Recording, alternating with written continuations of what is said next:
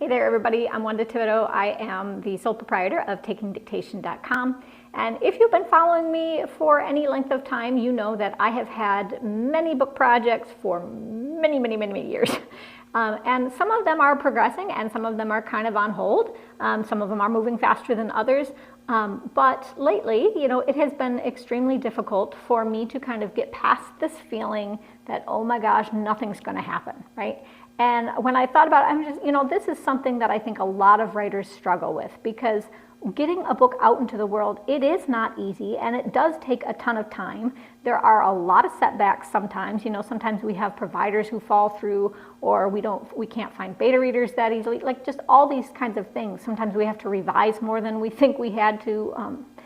So all of those kinds of things can just give us this big weight on our shoulders. Like, our dream is never going to get there, right? And it is a lengthy process, and we know that, but that feeling can still kind of like just get in our way from, writing well and finishing what we started, okay? So how do you get past that? And I think for me, the biggest thing that has been helpful is to just be very meticulous about going through my processes and setting up steps and procedures, and just tracking progress every day. Now, that is not to say that you should have daily word counts and all that. Like, I don't like those, okay? What I'm saying is just that you need some kind of way to be able to look back and say, hey, I'm further than I was yesterday, or what did I accomplish? So you're just able to track those kinds of things and see that, hey, you're really not as stuck as you thought you were. You are moving. It might be slow progress, but there is progress happening, okay? And if you can literally visually see that, you can kind of, get that feeling to back off a little bit.